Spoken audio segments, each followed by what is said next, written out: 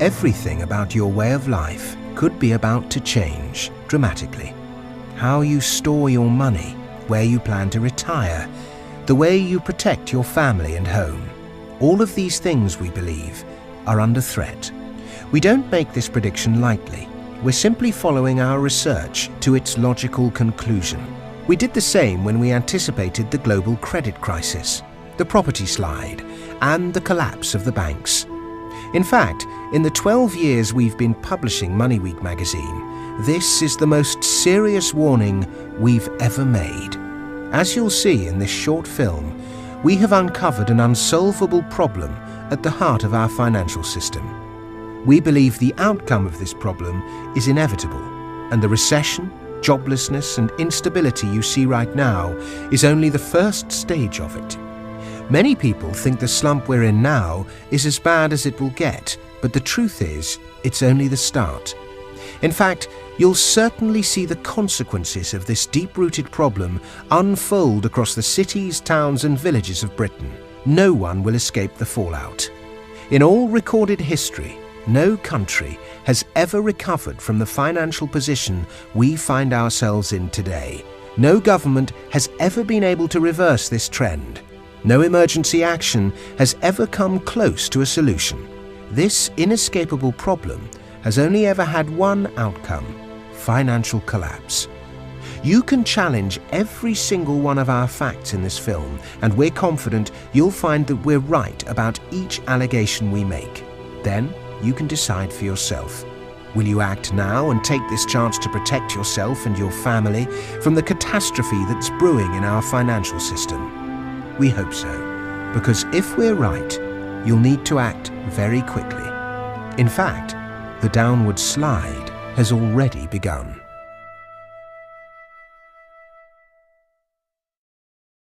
Britain is about to be flattened by a tidal wave of debt. It doesn't matter if you vote Conservative, Liberal, Labour, UKIP, or for no party at all. The facts are the facts. Let's take a look at some numbers. 2.5 years ago, when the coalition government formed, we were already in a huge amount of debt. In fact, the previous government had left the country sinking under £700 billion worth. The coalition has spent the last 2.5 years desperately and very publicly trying to get our finances in order. We've had an austerity budget. We've had tax hikes. We've had the cuts. But for all that, our national debt is still growing at an incredible rate. Despite David Cameron's talk of austerity, he's going to add an estimated £700 billion to the national debt in just 5 years. That's more than Tony Blair and Gordon Brown added to the national debt in 11 years. It's more than every British government of the past 100 years put together. The fact is, when you look at our finances as a whole, the coalition isn't cutting anything. State spending is going up, our national debt is going up, and our interest payments are going up. By the next general election in 2015, our national debt is estimated to stand at almost £1.4 trillion. It's clear, our public finances are in an enormous mess. Anyone can see that. And to some extent, some politicians will admit it. But add in our financial, personal and private debts, and an even darker picture emerges. Compared to the size of our economy, Britain is now one of the most heavily indebted countries in the Western world. That's official. Our total debts stand at more than 5 times what our entire economy is worth. Proportionately, that's more debt than Italy, Portugal, Spain, and almost twice as much debt as Greece. Those are 4 countries already in the throes of financial crisis. We're the odd one out because we haven't collapsed. Yet. But things can't stay that way for long. You see, the only countries that have more debt than us are Japan, where the economy has stagnated for 20 years and the stock market has crashed by 75%, and Ireland, where the housing market has crashed 50% and the government has been forced to accept a bailout. In fact, our debts tower above almost every other nation's. Here are the figures that prove it. That's absolutely incredible, isn't it? Yet you've probably never seen this fact reported in the Telegraph or on Sky News. And the worst part is, even that isn't the full story. Because when you add in all of Britain's unfunded obligations, promises the government has made on things like public sector pensions, our debts swell to 900% of our economy. That's right. When you add everything up, we owe 9 times what our entire economy is worth. Our political leaders still like to see Britain as a world power. But let's not delude ourselves. It's clear to see we're totally broke. It doesn't matter which set of figures you use or which way you look at Britain's debts. We're merely talking about different shades of disaster here. A country can either pay back its debts or it can't, and it's very clear to us that Britain can't. But how did we get here? After all, we were once the richest and most powerful nation on earth. What happened to all of our money? On the 1st of January 1909, something happened for the first time in British history. The government agreed to redistribute taxes to support people in their old age. On that day, more than any other, the modern welfare state began, in earnest. The rules were simple. Men aged 70 and above could claim between 2 and 5 shillings per week from the government. But for all the positive press and good feeling, the government wasn't really making that big a financial commitment, because back then the average working man could only expect to live to 48 years of age. That's the equivalent of offering someone a pension today, but only when they reach the ripe old age of 115. So the idea of rewarding anyone who made it to 70 with a handout from the public purse seemed perfectly fair, and more importantly for the government, cheap. It was a perfectly workable policy, but few politicians realised that they were setting in motion a sequence of events that would inevitably lead to the crisis Britain faces now. And let's not forget, at the beginning of the 20th century, Britain still had a booming overseas empire. It had yet to fight in the cripplingly expensive First World War. The economy was on a seemingly permanent upward trajectory. And the idea that Britain could face any kind of decline, financial or otherwise, had not yet entered mainstream thinking. We could afford to pay for a welfare state, so why shouldn't we implement it? But there was one problem. Now the welfare state had started, no one had any idea where it would stop, or whether it could actually be stopped if it became unaffordable. We'd created a trap for ourselves, then stepped right into it. It wasn't until the Second World War was finally over that the welfare state really began to grow. Welfare was seen as a major part of winning the peace, keeping the forces of socialism and fascism at bay. Of course, politicians soon realised welfare wasn't just a tool to win the peace. It was also incredibly effective at winning votes too. This same scenario came to be repeated across the world, in the USA, Japan, and across Europe. Seemingly limitless economic growth and prosperity allowed politicians to make an essentially unlimited promise. The government promised to look after you from cradle to grave. This single, powerful idea gave government the license to swell to a size unimaginable just half a century earlier. The promises got bigger, and so did the cost. In just a few short years, the size of the welfare state grew almost uncontrollably in a flurry of new laws. There was the Butler Act, which reformed schooling, the Family Allowance Act, the National Insurance Act, the National Health Act. The list went on. The problem was, this all came with a nasty side effect. It was immensely expensive. Everyone assumed we'd be able to pay for it forever, but they were wrong. Politicians found themselves totally and utterly caught in this trap. Any attempt to reduce the size of the welfare state was met with often violent resistance in the form of strikes and protests.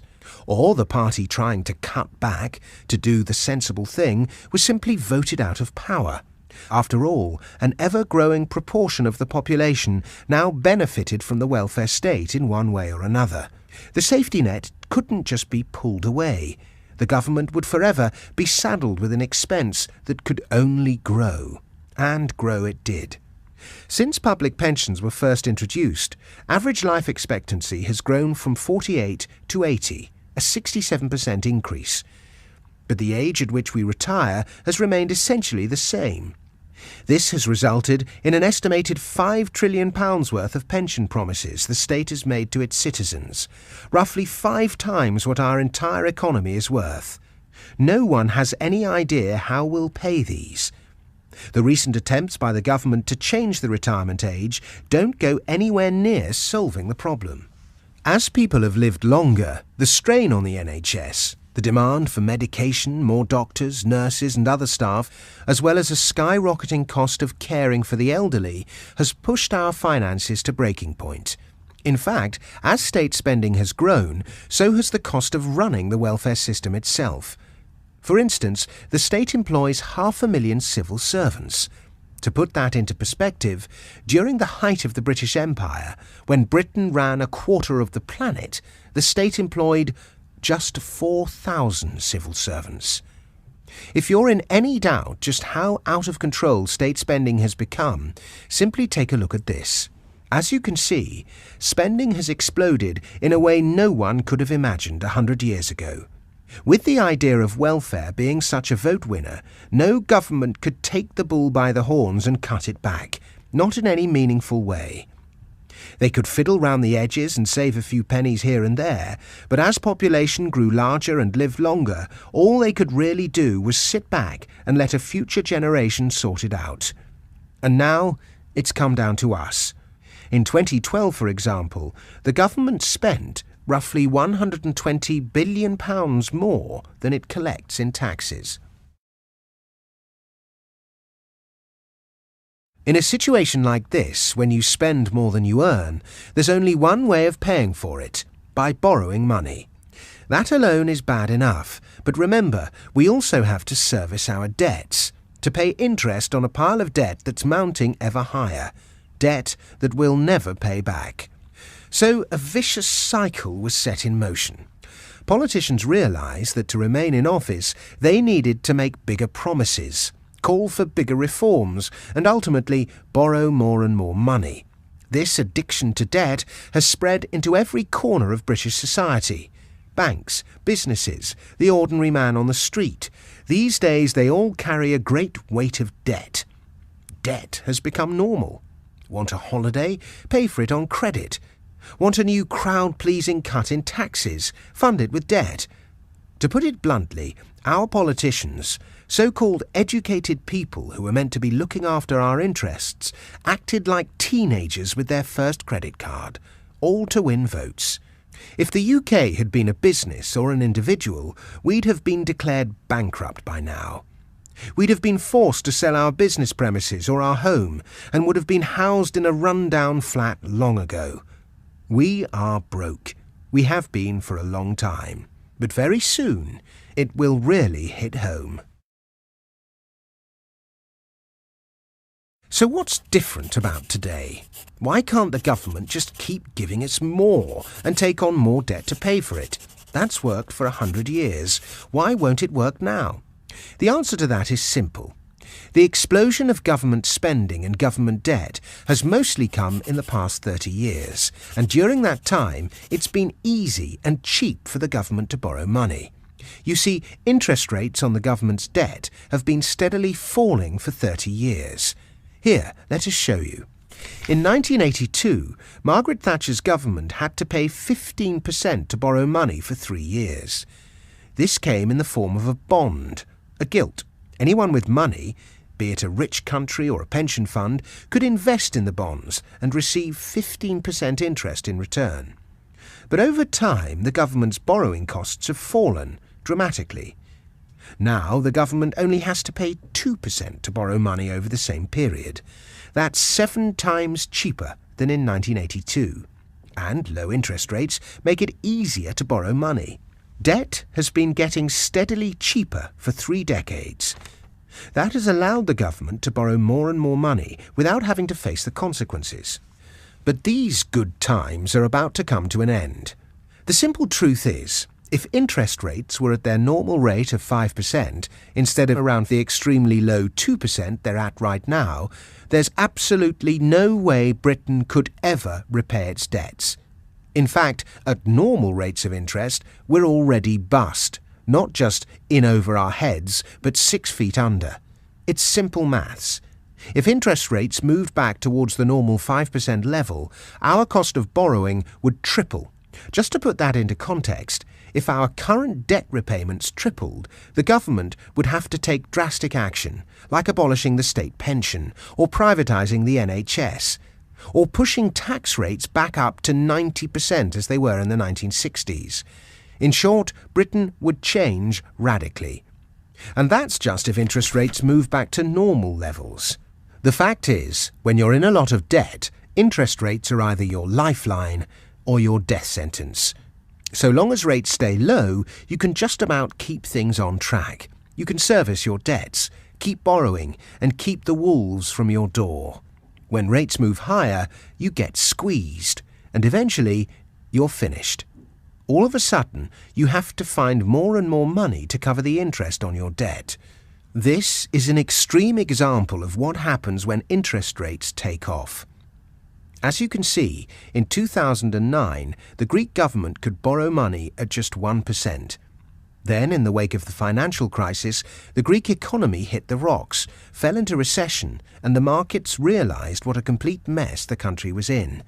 Interest rates shot up vertically, and Greece imploded, not just financially, but socially and politically too.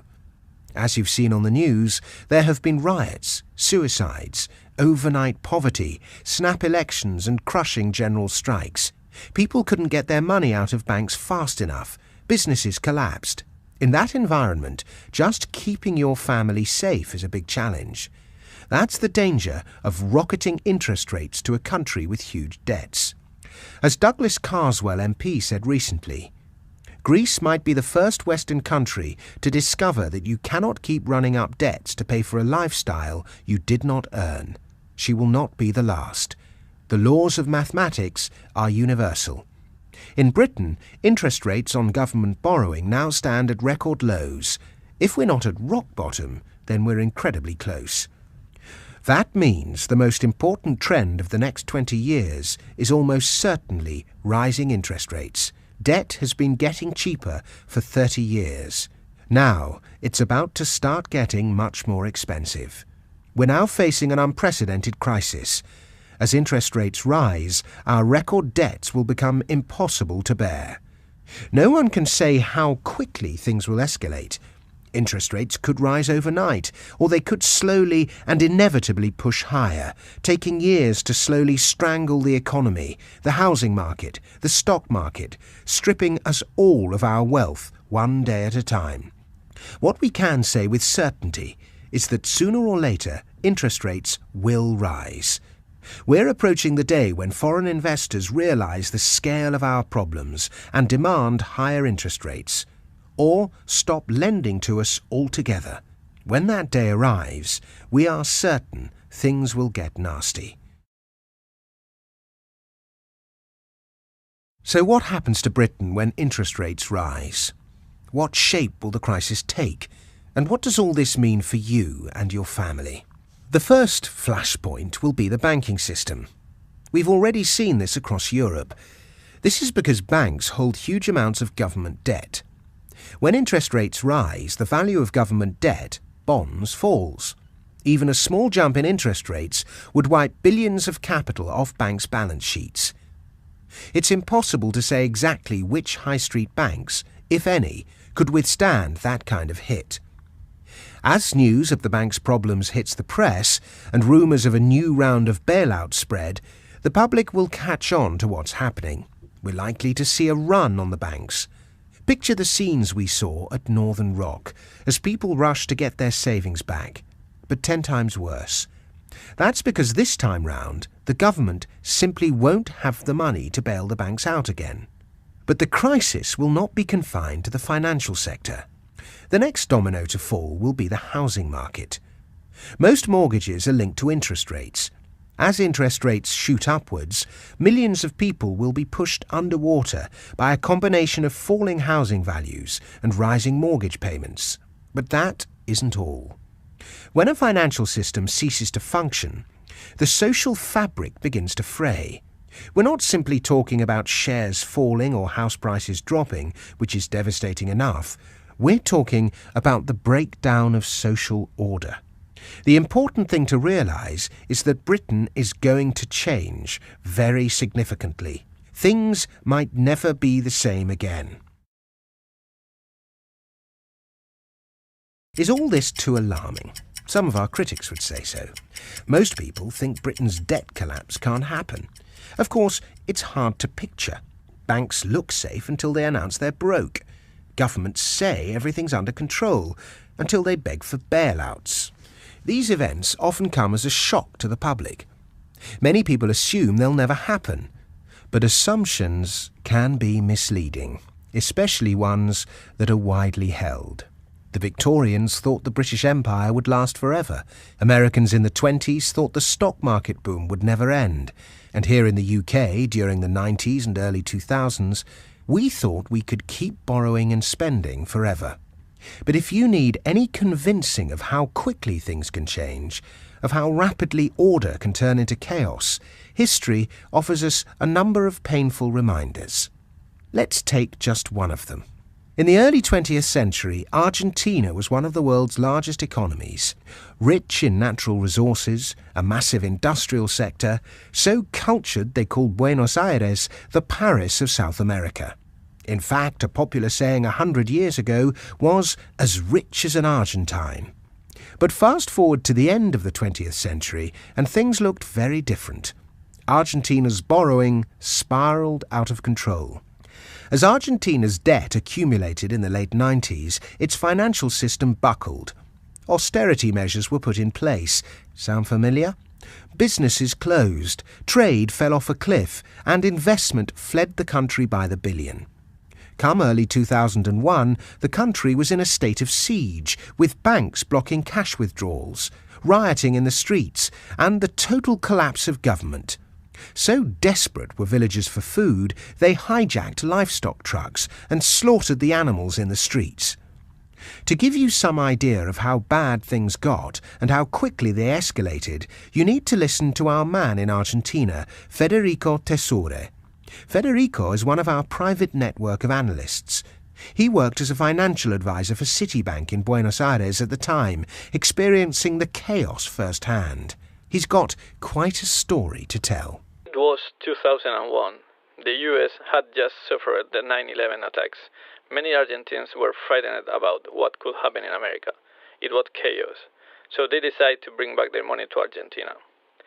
But that was a terrible mistake, because in December of 2001, the Argentinian government created the Corralito. In English, you will say playpen, I think.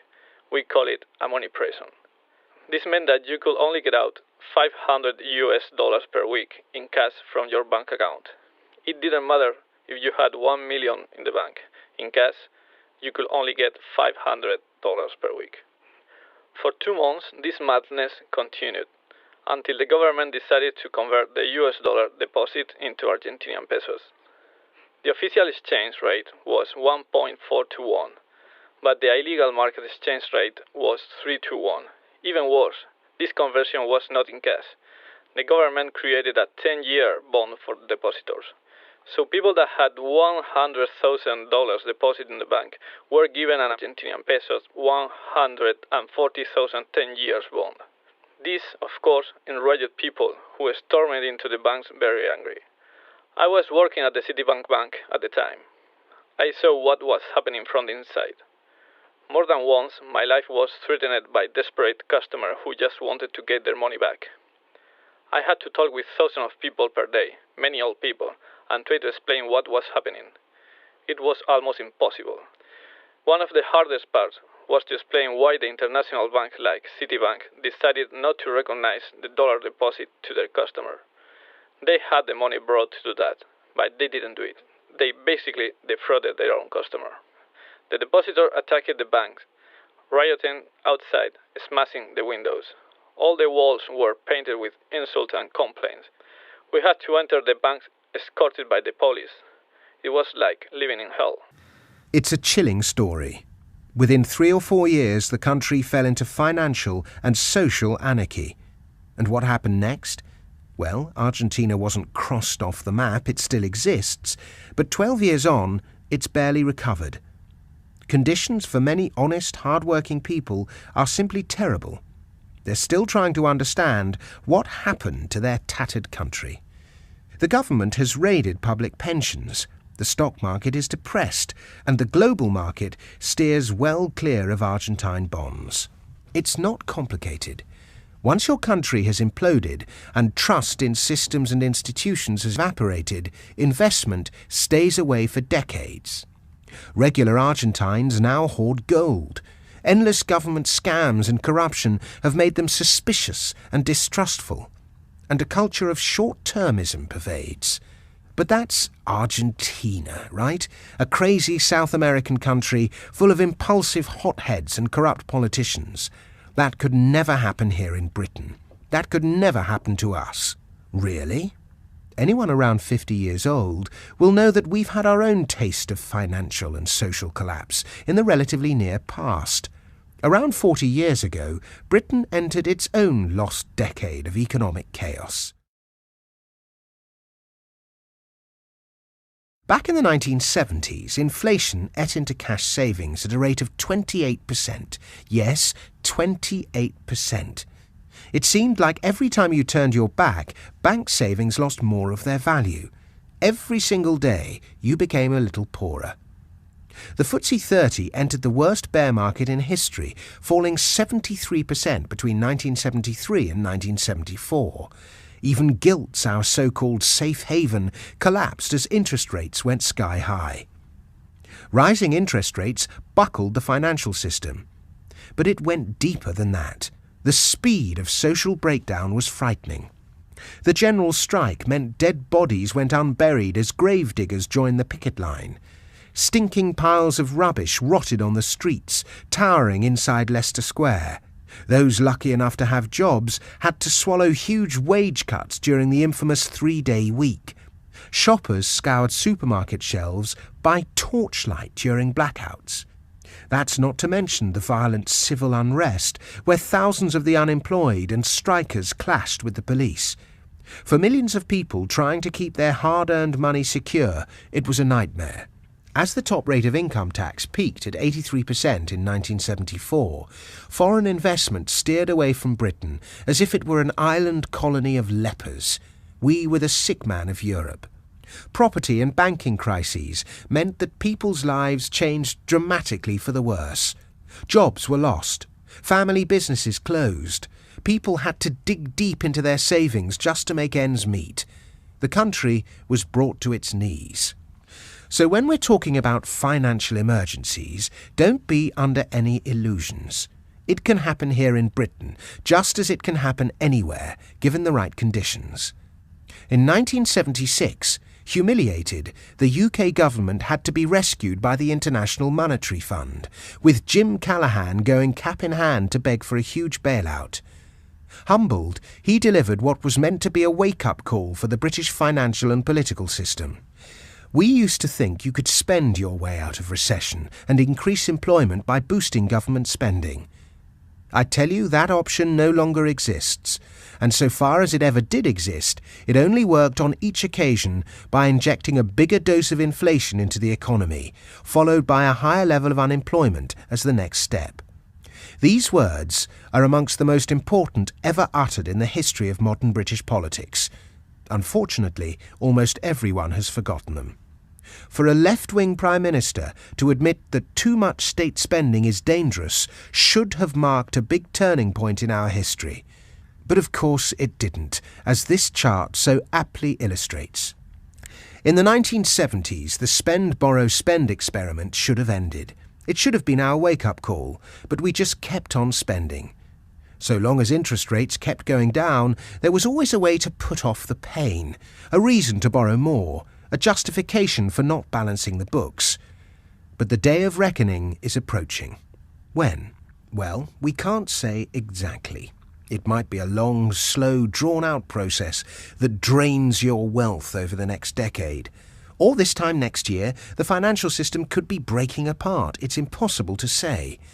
But we think that savers and investors who are not aware of the full risks and who fail to protect themselves will suffer the most.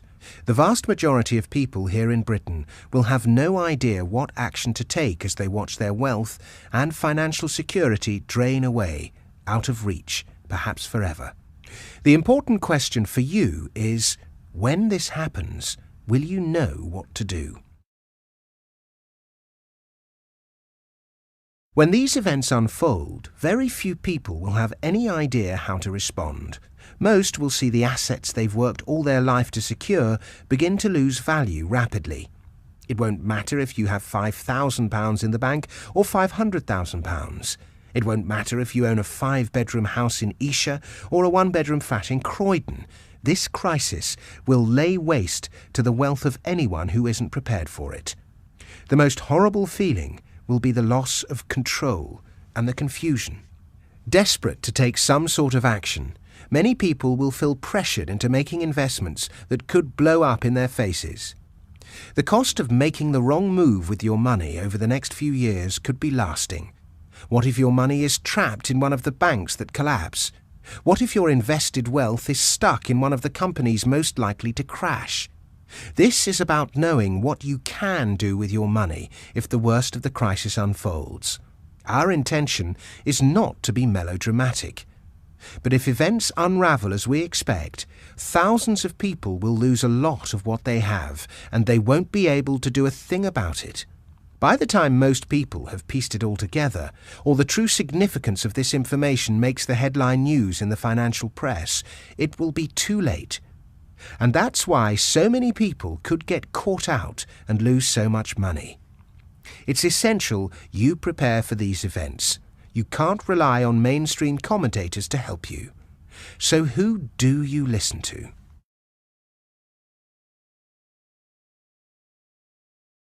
For most people, disasters of this magnitude come out of the blue. But for our readers, financial crises are rarely a surprise. Often we spot these dangers approaching, as we have this one, and give our readers time to prepare. For more than a decade, MoneyWeek has been sharing its insights with private investors. We have helped steer them away from dangerous areas of the market into profitable ones. In short, we have a track record of getting many of these things right. We gave a warning to steer clear of British banks as early as 2005, but when they crashed in 2007, a lot of Britons still had their money tied up in banking shares, and they lost a lot of it. Let's take another example, property. In October 2006, both the FT and Telegraph were singing property's praises. But we saw things differently. Our research told us the market had dangerously topped out. Our message was loud and clear. Get out of property now. Within just a year, the property market began its steep fall, just as we'd warned. We don't know if you personally lost money in the property collapse, but many people did. Thanks to the UK's obsessive property mania, egged on by the mainstream media, many unfortunate people timed one of the most important investments of their lives completely wrong. On the other hand, those that listened to our timely warning had the opportunity to secure their wealth. Without the catalyst of MoneyWeek, I surely would be part of the herd and suffered great losses through these challenging times. That is a fact. Another example. When we predicted the oil super spike in May 2006, those that listened made a swift 82% gain. We have a track record of getting many big calls right. We're proud of it. It's what makes us confident and serious about the job we do here at MoneyWeek, providing crucial and lucrative insight on the markets. This is simply a note of thanks to you and your staff in providing publication that has personally guided me into safer financial waters during this time of uncertainty. Throughout 2007, we repeatedly warned our readers to ditch the FTSE, while the mainstream commentators, with great confidence, wrongly reassured investors there was nothing to worry about. The FTSE giants have nothing to fear. Telegraph, 29th of July 2007. Once again, our team saw which way the wind was blowing. Here comes the crunch. MoneyWeek, 27th of July 2007. And right before the colossal crash of 2008, we issued a stark warning. The credit carnage is far from over. Our readers had the time to get out and avoid the pain felt by thousands of investors. I have to hand it to you. You have forecast everything during the downturn, and none of this is vaguely a surprise to you. More recently, we gave our readers advance warning about both the Eurozone crisis and China's economic downturn, and showed them the best ways to profit from both. Our message right now is that we believe Britain is entering a long, downward cycle, one that's likely to be punctuated by a devastating financial and even social collapse. Our research group draws upon the knowledge and experience of some of the brightest and most forward-thinking financial minds in the country. The Money Week team includes an award-winning defensive asset manager who's responsible for more than £1 billion in client money, a financial publishing magnate and self-made millionaire, one of the most respected financial commentators in Britain, and one man so innovative in his reading of the markets he now advises the European Commission. These are men and women who spend every day of their lives either working in or analysing the financial markets, but who most importantly do not get swallowed up by mainstream viewpoints. They are smart, independent people who aren't afraid to seriously question conventional wisdom, to stand apart from their peers and cosy groupthink, and to see what's really going on beneath the surface. The fact is that many ideas about investing, which emerged over the past few decades, have to be radically re-evaluated. The idea that you can just buy and forget it, whether we're talking shares or property, is plain wrong. That's how things used to work, but not anymore. That kind of wrong thinking over the coming months and years could be disastrous for you. Over the last decade, we've shown our readers where the markets were heading months, sometimes years in advance. The value of that insight is incalculable. We have helped keep safe the ambitions and financial futures of countless people.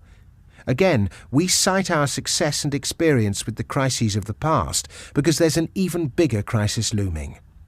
Britain's huge accumulation of debt means its fate has already been sealed. We are about to pay for what we've borrowed, and in the worst possible way. If you have any remaining doubts that a day of financial reckoning approaches, watch the next 2 minutes of this film, and we'll prove it to you conclusively.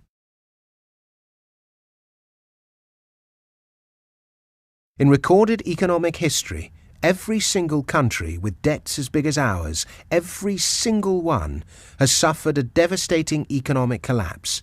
There are no exceptions. For example, during the Great Depression, when thousands of ordinary people lost everything, America's total debt hit 252% of GDP. In any circumstances, that's bad. But things can get worse.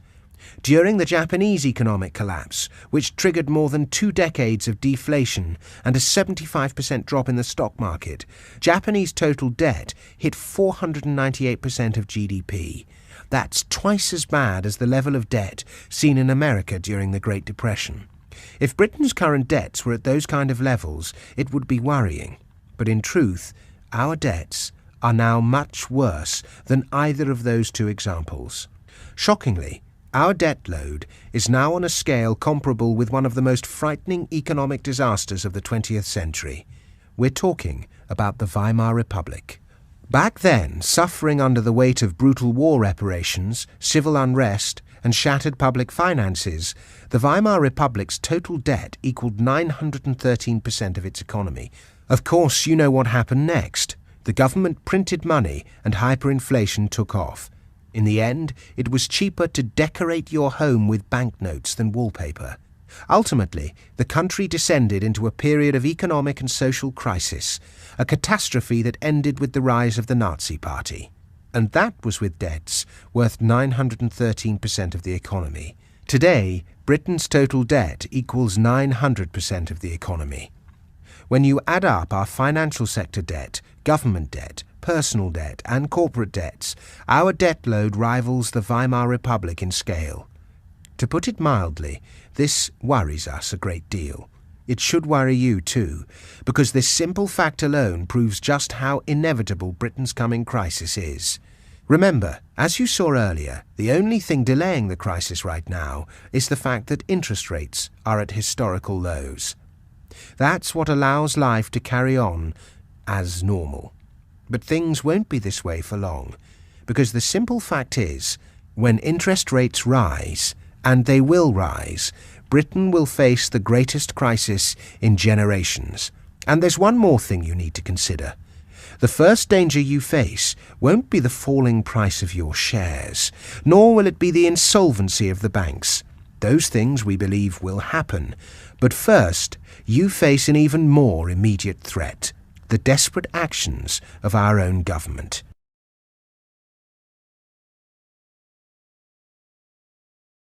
There is nothing the government can do to solve the debt crisis. Better people than David Cameron and George Osborne have tried to get out of similar crises in the past and failed. As you have seen, the hole we've dug for ourselves is simply too big to ever fill back in. But that won't stop politicians making a series of bad decisions to fight the inevitable while they're still in power. They must be seen to be doing something, and that's bad news for you. As the crisis deepens, panic will take hold. In a desperate attempt to pay off the debts and try to regain control, politicians will cast around for any sources of money available and use almost any means to seize it. Invariably, that means they'll turn to their primary source of income: you. Throughout history, when countries are in financial crisis, governments automatically raid the wealth of their citizens. It's all they can do. It goes as far back as ancient Rome. As the empire crumbled and inflation raged, the emperors raised taxes over and over, squeezing as much coin as they could from their subjects.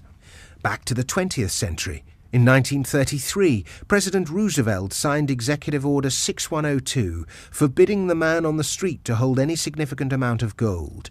In the midst of the Great Depression, the government basically made it illegal for anyone but them to hoard the precious yellow metal.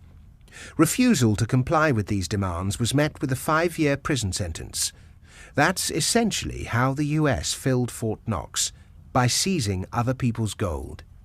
Just 2 years ago in Hungary, facing a debt crisis similar to our own, the government nationalized all pensions. In effect, they confiscated people's savings. Can you imagine waking up one day and being told that the income for the last 30 years of your life hangs on a government promise? In Greece right now, benefits have been cut to the bone, salaries and pensions have been slashed up to 40%, and the retirement age has been hiked to generate more income from the population, the very victims of the crisis. But you don't have to look too far from home to find one of the cruelest examples of seizing private wealth. In 1974, the top rate of income tax under Edward Heath was 83%. Imagine how it would feel to be so blatantly fleeced by your own government. In other words, in times of financial panic, the government will come after the people with money and savings. If you're someone who's worked hard, been responsible, considered the future, thought about your family, planned for your old age, and built up savings and some wealth, you are the prime target. The government and financial authorities will never admit this, of course. They will never announce or admit to these confiscation policies. In fact, their official statements are designed to conceal it. And yet, in the end, their actions and the new controls they implement will undermine some of the core principles of the British way of life. The protection of private property, individual freedom, the rule of law, clear limitations on the role of the state, or, to put it colloquially, an Englishman's home is his castle. It's not just your home that will come under threat, it's your money, and the outcome could be very uncomfortable indeed. Just imagine the following situations. Your spending money limited. You set off to take a brief holiday on the Mediterranean. As you go through security at the airport, you're asked to reveal how much money you have on you. You take out your wallet. Anything over £500 is confiscated. And you can't use your credit cards overseas. Your investments restricted. You come across an interesting investment idea that involves buying a foreign share. You open up your online stockbroking account and search for it. Instead of the usual ticker code and information, all that appears is an error message. Sorry, but overseas shares are no longer available. A dividend super tax. You decide to review your investments and look through your latest pension and broker statements. To your dismay, you find that the dividend income you expected is much, much lower than usual. You notice a small note at the bottom of the statement. It says, dividend income is now subject to additional dividend control tax at 25%. Your pension downgraded. You're watching the 10 o'clock news when the newsreader calmly announces the Chancellor of the Exchequer's latest policy. It's a bombshell.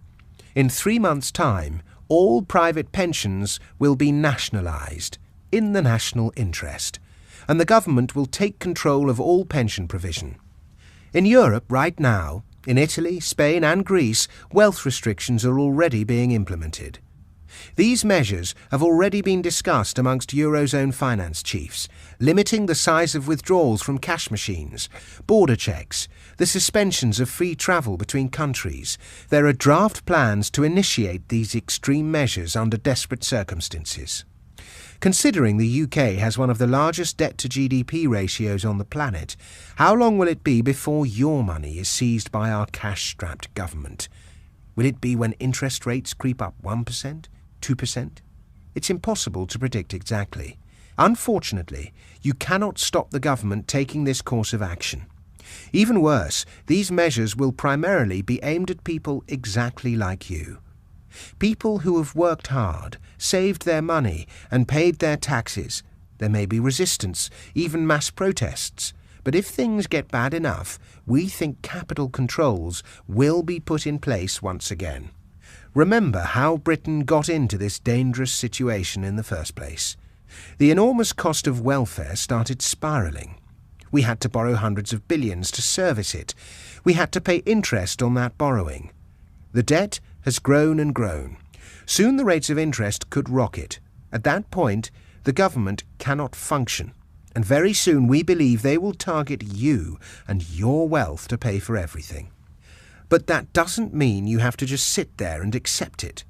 In a moment, we'll show you a special wealth preservation report that outlines investments you can make right now to help keep your money out of the government's grasp. How soon do you need to make them? That's up to you, of course. But ask yourself, do you want to risk making them too late, before the real crisis even hits, before the banks buckle and the stock market hits record lows? The government could have a stranglehold on your wealth. Our advice is simple. Don't let that happen. Let our research group show you precisely how to respond. Click on the link appearing below and let MoneyWeek show you some simple, practical ways to defend your wealth against these threats. We'll immediately send you an urgent